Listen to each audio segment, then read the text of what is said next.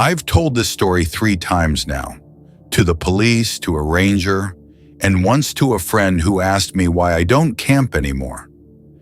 Every single time I watch the person's face change, not when I get to the part they expect, but earlier, much earlier, at the part that on its own sounds like nothing.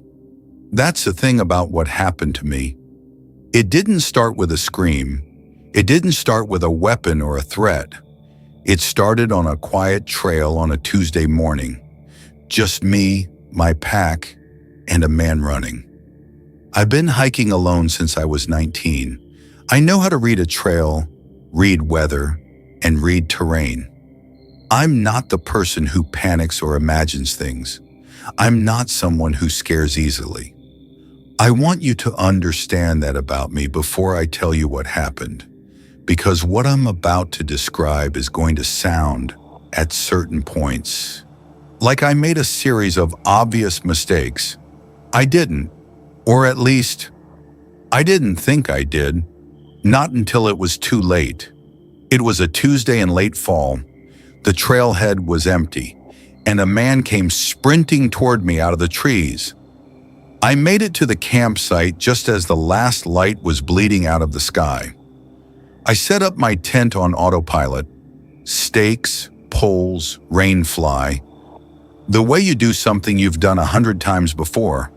Built a small fire, sat down, and waited for that feeling to come. The one that always comes when I'm out here alone. That slow exhale, that full body release that only happens when there are no people, no noise, no obligations.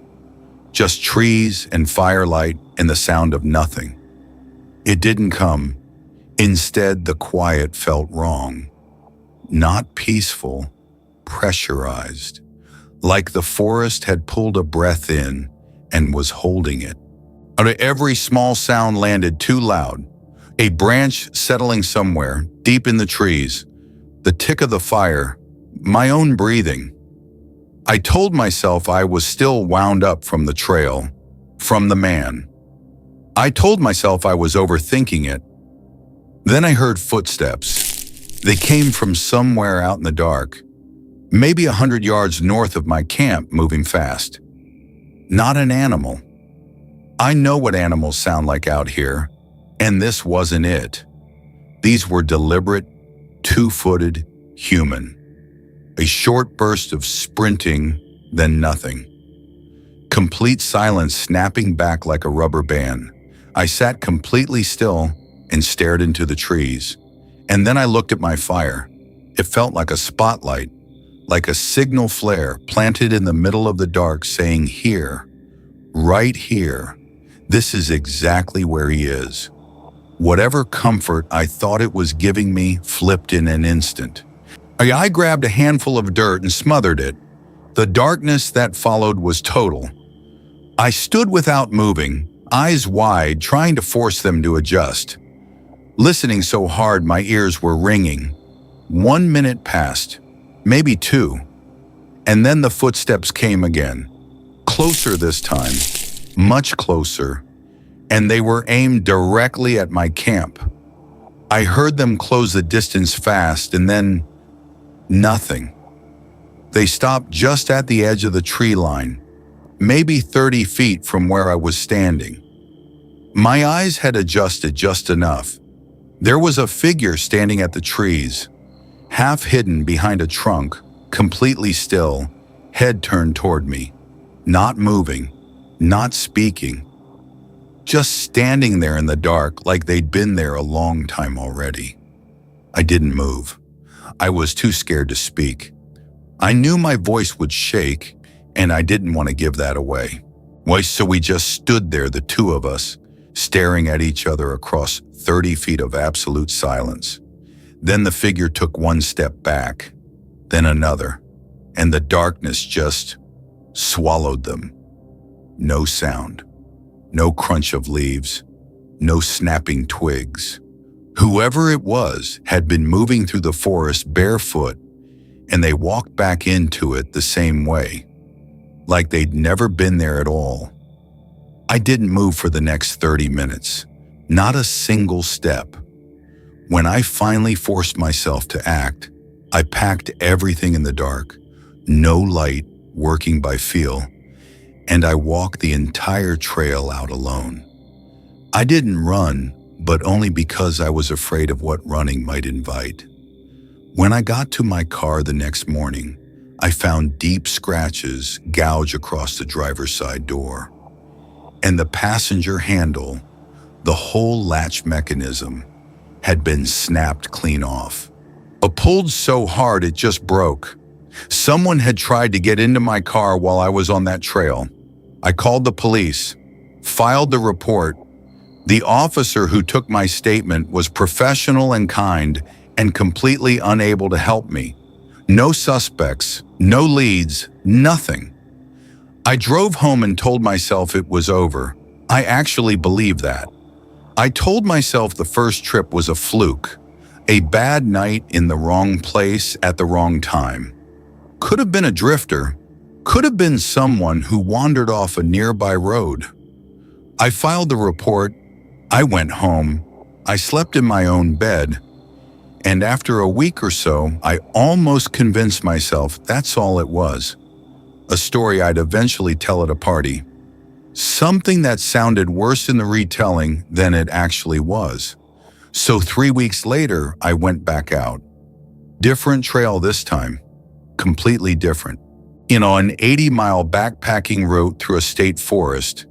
Designated campsites, permit system, ranger patrols. The kind of trail where there's a record of exactly who's out there and for how long. I reserved 2 sites in advance, packed for 4 days, and drove out before sunrise. This felt safe. This felt controlled.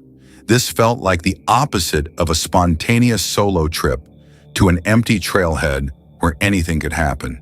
The trail was quiet, off-season, which I expected. I didn't see a single other hiker the entire first day. I made camp at the 12-mile mark, ate, and went to sleep early. Somewhere around 3 in the morning, I half-surfaced from sleep to the sound of footsteps on the trail. Slow, steady, unhurried. The pace of someone walking with somewhere to be.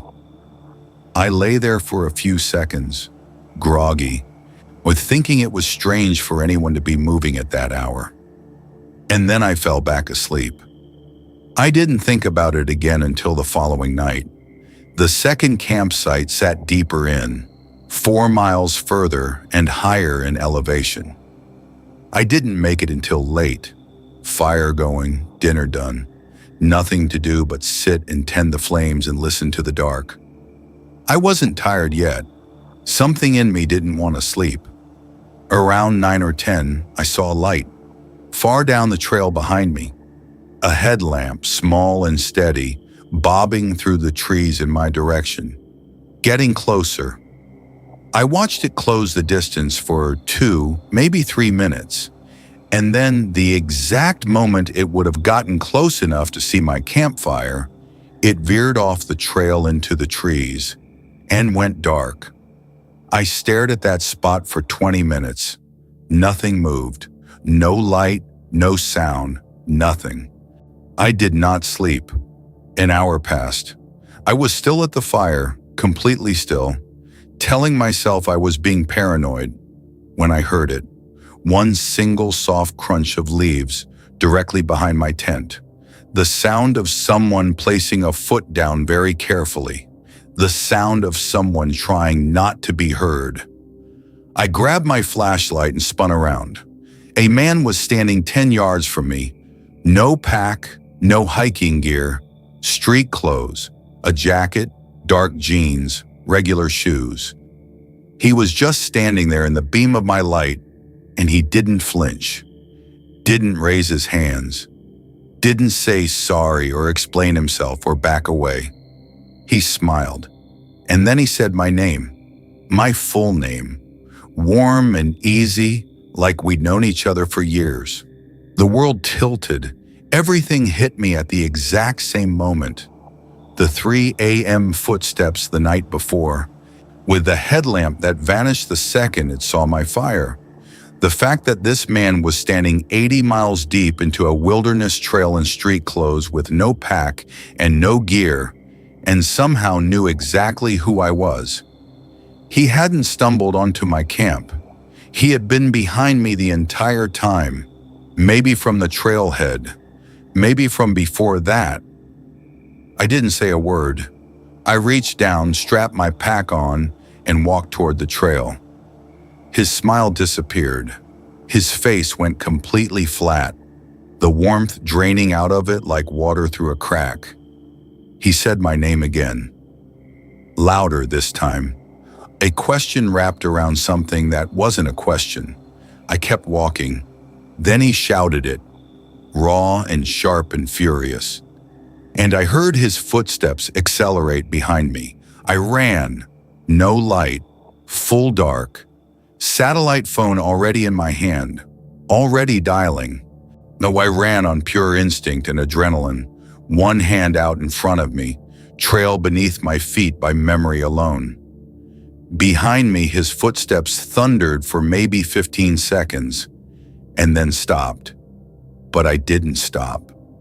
I ran and walked and ran again through the entire night until the sky started going gray and the trees began to thin, and I almost collapsed into Ranger Wren Calloway on the trail several miles from where I'd camped. Search teams went in that same morning. They found nothing. No man matching the description. No camp. No gear. No car at the trailhead. No reservation in the permit system. Ezra Finch, whoever he was, wherever he came from, had simply never been there. Except I know what I heard, I know what I saw, and I know he said my name in the dark like he'd been saying it to himself for a very long time. After Ezra, I made a decision that I thought was smart. No more tents, no more being out in the open with nothing between me and whatever was in the dark except a thin layer of nylon. I rented a camper van, solid metal walls, a lock that actually meant something, and an engine I could turn over and drive away at any moment. I told myself this was the upgrade. This was the version of camping where nothing could get to me. I genuinely believed that. I headed north into a stretch of public land I'd never visited. Remote, open, hundreds of miles of legal dispersed camping. I had an app with marked sites, a GPS, and a full tank of gas. What I didn't have about 2 hours in was cell service, and what I kept finding every time I reached a marked campsite was nothing. Wrong coordinates, overgrown paths, dead ends. The sun was dropping, and I'd been on an unpaved washboard road for so long, the van was rattling at every seam. That's when I spotted the path. Narrow, barely visible. Leading off the main road into the trees like it had been cut a long time ago, and mostly forgotten. I had no signal to check the app. I had no better option. I turned in. The path wound through the trees for about 5 minutes before opening into a small clearing. Just big enough for the van. No markers, no fire ring, nothing. I sat in the driver's seat with the engine running and looked out at the trees pressing in on all sides. Every instinct I had said leave. I stayed. I killed the engine and moved to the back, telling myself I was tired and overthinking, and this was fine. I'd barely laid down when the knock came, hard and deliberate on the driver's side window. So like someone who'd been waiting for the engine to go quiet. I went to the front. A man was standing outside, thin, restless in a way that had nothing to do with the cold, shifting his weight, jaw working slightly, eyes that couldn't hold still. They kept moving past me, over my shoulder, scanning the inside of the van, checking how many people were in there. He said his name was Sable, said he just wanted to say hello to his neighbor before it got too dark. I looked past him into the trees. There was no neighboring camp, no tent, no fire, no lantern, no vehicle.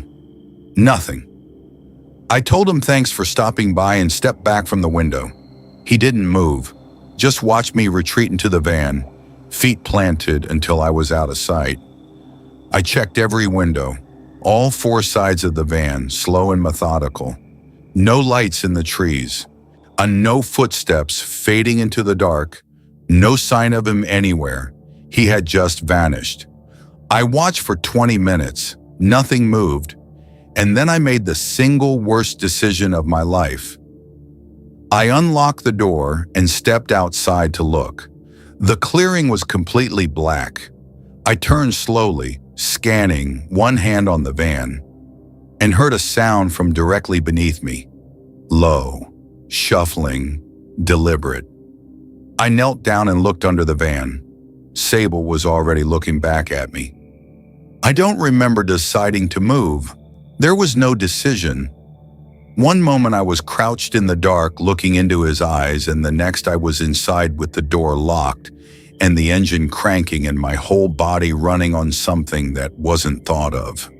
The van rocked hard as he crawled out from underneath, and I heard him hit the ground and come upright, and then both his fists were on the passenger window. Not knocking, not asking, hammering. His face pressed against the glass, and what was behind his eyes had nothing in it that I recognized as a person. Not rage, not desperation. Something older and emptier than either of those things. Something that didn't need a reason. I drove. The path was narrow and rough, and I couldn't go fast without risking a tire. And it didn't matter because he kept pace anyway.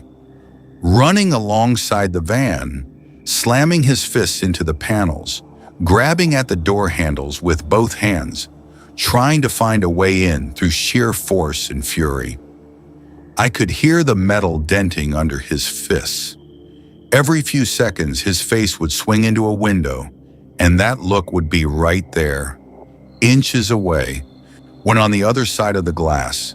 Then the trees thinned, the road widened, and for the first time I could accelerate.